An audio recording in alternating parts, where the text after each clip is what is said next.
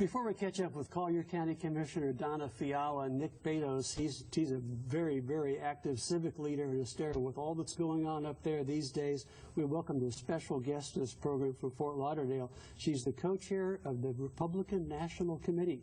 Welcome, Sharon Day. Welcome. Thanks for your time. Thank you for inviting me. You were in town. We're taping on Wednesday. You were in Fort Myers with First Lady of Florida. Absolutely. Ann Scott did a great job, had a great event with the Federated Women and here in Naples and Collier County, so it was fabulous. And you've been traveling all over the country in the past couple of days, and you're headed home, but you're on a mission.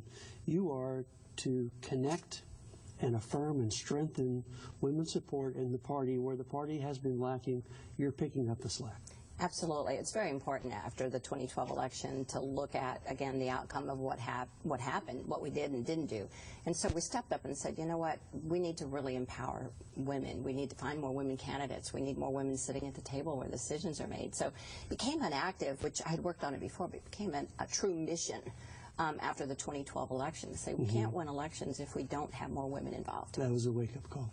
It was a wake-up call. Your new initiative is called 14 and 14, and that is to get more women involved, heavy duty, in the final 14 months of the campaign in 2014, or 14 weeks. 14 weeks. 14 weeks, absolutely. And thanks for asking about it. Yeah, we created the 14 and 14, which was a project that we looked at 300 counties across the country in very important races in 10 states. Including Florida. And Florida is one of them. Absolutely. We've got a governor to get reelected. And so what we looked at is to find, we analyzed then counties. So we're going in 25 counties around the country where we have very important senatorial races, gubernatorial races, and or congressional seats. And so we reached out to find women in the age group 21 to 40, which we did very badly with them, and be very honest here and just tell you the truth. We did not do well with that group. So what we're doing is reaching out to them to bring them part of the solution and asking them those last 14 weeks. All we're asking them to do is give us 30 minutes a week. 30 minutes a week to reach out to their friends, grassroots, to share our message and the candidate's message. The big issues going forward will be, and can I ask you to and I know that you're the national co-chair, but we're in Florida and the governor's race is crucial. Absolutely. So the big issues going forward for Florida and nationally will be? Obamacare. I think it's Obamacare, it's the economy, it continues to be jobs, it continues to be those issues. If you look again, the disaster that Obamacare, and you may have seen it, I was catching up on news on planes, was today that the Census Bureau has decided they're going to ask completely different questions on who was insured and not insured than they did last year. Right, and the idea is how many people are really covered, and it is the 7 million figure we hear about, is that really operative? Absolutely, and I think it's convenient that we all of a sudden change how we ask the questions, so there'll be no comparison in 2013. But what we want to remind individuals in Louisiana, Senator in Louisiana, that Republicans offered solutions. We sent over 200+ bills to the Senate that had an impact on jobs and the economy, and suggestions of how Obamacare could work with some simple solutions. Never even got to see the light of the day or up or vote. So we want the Democrats to remember they own this, and we're going to remind the voters of that. On the other hand, if the count for people registered under the Affordable Care Act is 7 million, if it's even close to that, are you concerned about pushback to that theme? Because this program does have a constituency of some size. No, we're not concerned about it at all, to be honest with you, from that point. Because, again, we want individuals, Republicans want individuals to have great health care, to have good health care. We're not trying to isolate that. But when you look at Florida itself, our own home state, right here, our fellow citizens, 300,000 of them had their insurance canceled. We're now I just read another article that basically stated a survey that the insurance premiums have gone up the fastest they've gone in a decade in this year with insurance premiums, and they expect Florida next year to have over 30% increase on our insurance premiums. What will the Republican position in Congress be going forward? Because we see attempt after attempt to repeal fails. What's the congressional approach? Well, I think that the attempt after attempt to repeal was because none of the solutions were being heard.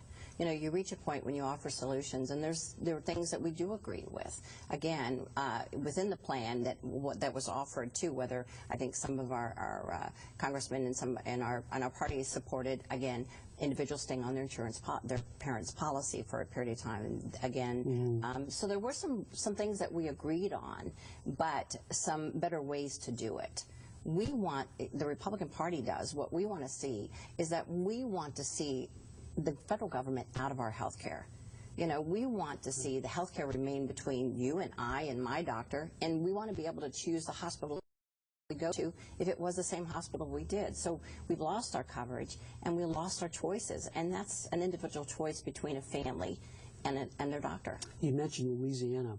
On the Republican National Committee website, there are pictures of several potential candidates, and one of them is the governor of Louisiana. And the question is, which one of these folks would you favor as your nominee? So how's that poll going? I don't know. Oh, come on. I don't know. To be honestly, I haven't followed it, but he would be. We have some great opportunities, some great candidates coming up. Two of the faces on that homepage are Jeb Bush and Marco Rubio, folks you know very well. Very well. Also from Florida. They'd be great candidates too. I mean, we've got. I think the difference too, if you look, kind of jump to the 2016 elections, because we're going to do very well on the 2014. I think we take back the Senate and increase our House numbers and keep our governors.